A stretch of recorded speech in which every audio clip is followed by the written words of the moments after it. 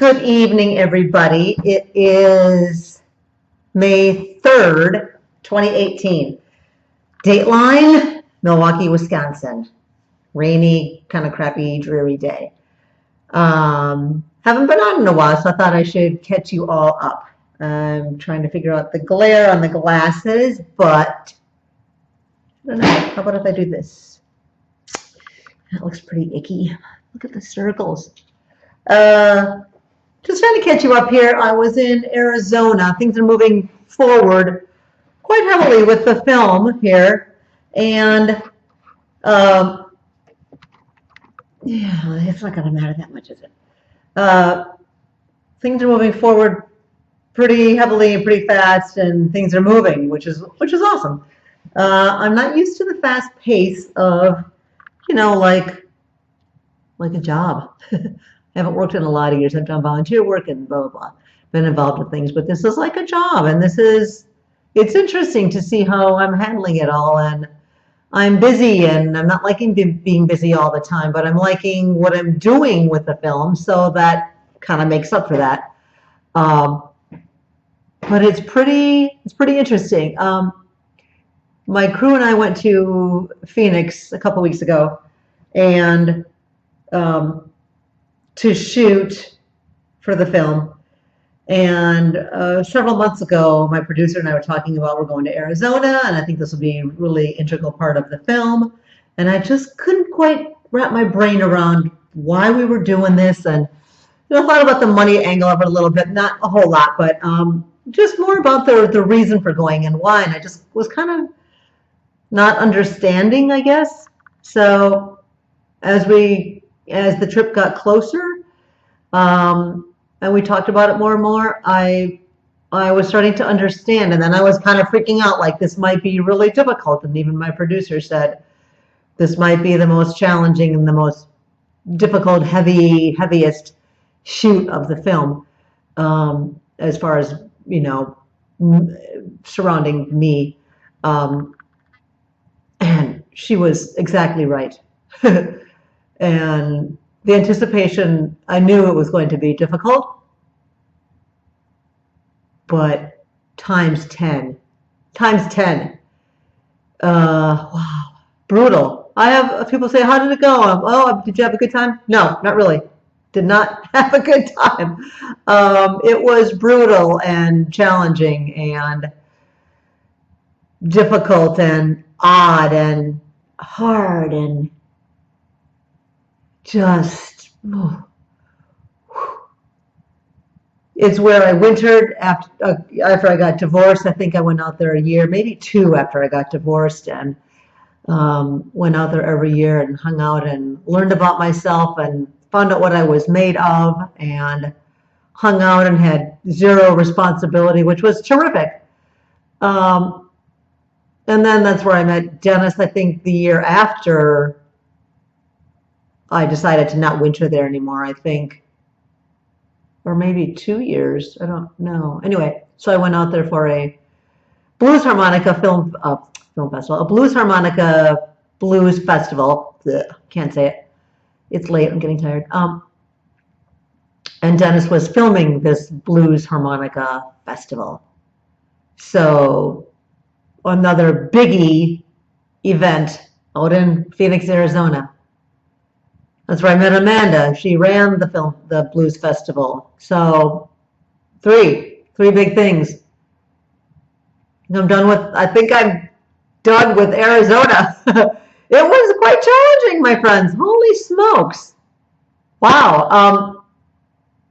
My crew and I were out there, and I got out there a couple days ahead, and I got like allergies and coughing and sneezing right away. And then they came out a couple days later, and a couple of them were coughing and sneezing and sinus stuff. It was just like, plus the challenges of shooting and filming, and oh my gosh. It was fun hanging with my crew, and it's beautiful out in Arizona, so all that was good, but the rest of it can just suck it right now. I'm actually quite glad to have that little part of this film and my life actually behind me. I actually feel like I don't need to go back to Arizona. I have some friends that live there, so I will visit them from time to time, but I don't think I need to vacation there or be there for any like long length of time, winter there. Boy, I think I've left everything in Arizona that I need to leave there. Oh, and there's another the fourth big thing. After Dennis died, and a couple months after he passed away, there was a tribute, like a party, a celebration in his honor in California, in Los Angeles, at a restaurant. And so after he died, I thought, I'm going to go to Arizona and chill because that's where I always did go out to chill and relax and do my own thing. So I did that. I came across a place to rent. And then my girlfriend, KV, came out to stay with me. And then she drove me to California. We went to this celebration of life. And that was brutal. And then we drove back to Scottsdale after the LA thing. And she got sick and I got sick and I was crabby. Can't imagine why. And it was just awful. I stayed an extra couple weeks. I thought that would help, and it did not help. Again, it was the Palo Verdes were in bloom and the windstorms. It was like, bleh. So I'm pretty sure I am done with Arizona. I love you, but I don't need to come back and have any more big things. It's time to travel the world and the U.S. or something and see what else is out there for me. Yeah, there were we went to the Desert Botanical Gardens, which is gorgeous. So that was quite beautiful. Man, that's just gorgeous. And then we went to Papago Park and did a little hiking there and took some footage there. We went to the Rhythm Room, which was tougher than I thought it would be. I always think I'm made of this sturdy stuff. Yeah, not always. There's always something in life that just challenges you. But my friends and family and loved ones and everybody, you can't really get to the good stuff without going through the bullshit. You got to face all that crap. You just keep it inside, and how are you going to move forward? How are you going to learn? How are you going to, I don't know, grow, I guess. Grow. I'm a tree, I'm going to grow. So yeah, the Rhythm Room was pretty bizarre as well. So yeah, Arizona, thank you very much. So tomorrow, my crew and I are heading to Michigan to visit my friend Amanda, who is the one who put on and created and put on this Blues Harmonica Festival in Phoenix, and that was back in 2010, almost 8 years ago. That will be 8 years, like this coming October, early October, I believe. And so that's where I met her. So we're going to Michigan to she's not in her 60s, but we have this history and this connection and this really we have some things in common. We like blues music, and we just have something in common. And I don't know, we're kind of like kindred spirits in a way. I'm not super close to her. We keep on touch. We keep in touch on Facebook, and we've only been in each other's presence a handful of times, maybe 4 or 5 times. And I just feel, because she's part of that Arizona history and the festival and Dennis, and we can talk about all that. We can talk about our moms and just life. So I'm really looking forward to it. And she seems pretty excited too. So I'm just tickled pink. It's going to be a lighthearted trip. I don't think there'll be some heavy moments, maybe talking about some certain few things, but I'm looking forward to it not being as heavy as Phoenix was. It's going to be nice, and it's a quick trip. Leave tomorrow, come home Sunday, so that'll be fun. So anyway, that's that. But I also want to say, I got a massage this afternoon, and my girl and I were talking about, I don't know, this and that. We don't talk a lot, but we were chatting about health and my issues, what I had going on, what she needed to work on. And I said, I'm 60 and I'm over 60. I'm not 60 anymore. I'm 64 almost. But I feel like I need to I've given this a lot of thought. I'm a pretty healthy person. We all have our little issues and things, but I feel like I need to up my game a little bit right now as far as staying healthy and my self-care, and because I've got 6, 8 months, maybe longer, probably longer, to complete this film and all that's going to come with that.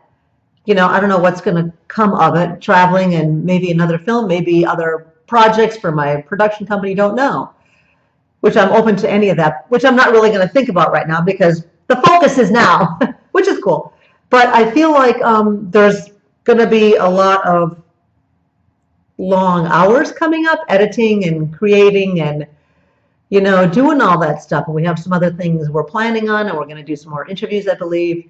So I feel like I need to up my game in the health department, health and self-care department. So these girls, my crew, which are, I love them. They're amazing and smart and talented, and they don't stop. So I feel like I need to keep up with them. So I'm going to try some acupuncture and some other infrared saunas and just get back into yoga. And I'm going to be really diligent about, keeping my workout appointments consistent and all kinds of things, getting better sleep. I just feel like this is super important. I just can't afford to do that right now. And I don't want to afford to do that because, where did this come from? Because this is super important to finish this film for about a dozen reasons. To do it, to finish it, to be passionate about it.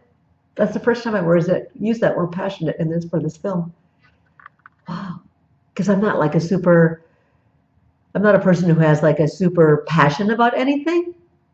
I'm just not that person. I don't have a passion about collecting stamps or a passion about, I don't know what. I just, that's not who I am. But that's the first time I used that word. I guess I'm passionate about getting this film done, and I want it to be done well and good, and wow. So I need to be on top of my game, and health-wise, mind, body, and soul. It's all got to stay in tune right now, because why would I want to mess that up? Wow. I haven't had a drink in a month either, so that's pretty good. Yeah, that wasn't, I decided to stop drinking before I went to Arizona for that shoot a few weeks ago. April 9th, I think I went out there. I flew out there, and my last drink was on April 8th. I thought drinking out there, drinking for that particular shoot, for what I knew was coming up, how challenging it might be, it just wasn't going to work as far as emotions and physically and all that. I needed to be on top of my game there as well. So yeah, the health thing, because I'm 60 and I'm doing a film over 60, and it just seems correct